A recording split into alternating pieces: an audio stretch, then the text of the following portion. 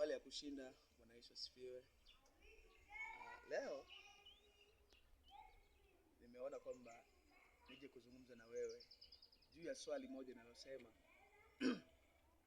je, fedha ya mkopo, fedha unayoipata kupitia mkopo inaruhusiwa kutolewa fungu la 10? Hapa nadhani wanachuo watanielewa. Kuna booms advance, kuna mabooms yale ya chuoni, kuna kausha damu na kadhalika. Je, ni sahihi fedha unayoipata kupitia mkopo, aidha umekopwa, umeazimwa, ni sahihi pesa hiyo kutolewa fungu la 10? Kumekuwa na mkanganyiko mkubwa sana makanisani, na watu wengine wamekuwa wakisononeka na kuhuzunika, wengine wamekuwa wakipata pia hata hasara kutokana na kushindwa kutambua fungu la 10 au zaka ni sehemu ya 10 katika mapato yako, sio katika mkopo, katika mapato yako. Kwa mfano, umekopeshwa shilingi milioni 10 kwa ajili ya wewe kwenda kufanya biashara. Hiyo milioni 10 ni kama mtaji na ni mkopo, si mapato yako, ila fedha hiyo utakapokwenda kuifanyia biashara na kile utakachokipata. Kwa mfano, umefanya biashara, umepata labda tuseme 500,000 kupitia mkopo ule.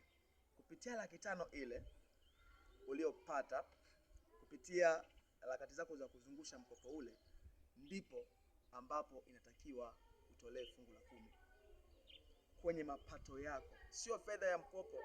Utafungwa, utapata matatizo, utapata stroke, utapata stress kwa sababu ya kutamani kuonekana kwamba wewe ni mtoaji mzuri, kwa sababu ya tamaa ya kuonekana kwamba mchungaji asiponiona wiki hii nimetoa fungu la 10 itakuwaje. Kwa hiyo unaamua kwenda kuchukua sehemu ya mkopo wa watu uliopewa, unakwenda kuchukua, unakwenda kutoa fungu la 10. Ni kosa. Ni kosa. Kosa kwa anayefanya, kosa kwa mchungaji ambaye anashindwa kuwaambia washirika wake jambo kama hili. Ni kosa. Ni kosa. Tofautisha kati ya fedha uliyokopwa na fedha ambayo inapatikana kupitia mapato yako. Mapato yako. Sehemu ya 10 inatoka kwenye mapato yako. Kwa mfano, mimi ni mwajiliwa. Ninalipwa labda shilingi 800,000 kwa mwezi. 800,000 kwa mwezi, haya ni mapato ninayoyapata kupitia kazi zangu za mikononi. Nadhani unaelewa. Chukua 800,000, toa sehemu ya 10, utapata shilingi 80,000. Sio fedha ambayo nimekopeshwa. Kwa hiyo nimeona kwamba nijitokeze niwaeleze wazi na niwasaidie watu wa Mungu ambao wana mikopo, watu wa Mungu ambao wamekopa fedha serikalini, wamekopa fedha kwenye microfinances ndogo. Kwa hiyo usichanganye mambo. Utapata shida. Utapata matatizo. Utapata stress. Kwa hiyo fungu la 10 ni muhimu. Na mbaya zaidi, wachungaji wengi hawatoi, watumishi wengi hawatoi, lakini rahisi sana kuwaambia wengine watoe fungu la 10. Ndio, fungu la 10 ni muhimu. Si kwa ajili ya washirika peke yake, ni muhimu kwa kila mtu anayefanya kazi.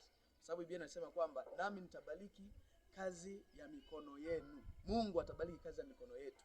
Maana yake kupitia zile kazi za mikono yetu, kile tunachokipata ndicho tunachogawa fungu la 10 tunampelekea Bwana, na ile sehemu inayobaki inabaki kwa ajili ya matumizi yako mwenyewe, lakini pia kwa ajili ya sadaka zile za kawaida.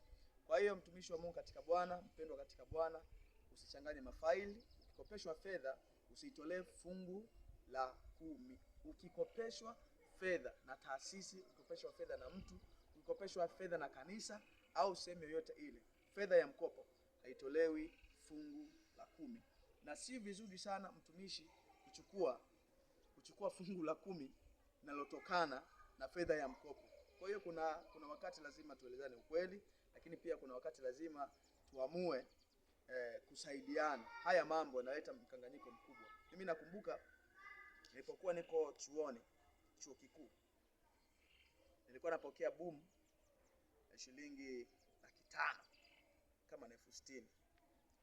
Siku moja mchungaji wangu mmoja akasimama akasema, watumishi humu ndani amtoe fungu la 10.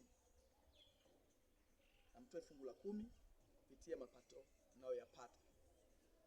Sasa akachanganya mafaili. Na jambo hili kidogo lilichanganya watu wengi sana, hasa kwa ukanda ule wa chuoni. Sababu wanafunzi wanajua hii ni fedha ya mkopo ambayo baada ya hapa chuoni nitahitajika kuilipa. Nitahitakiwa kuilipa.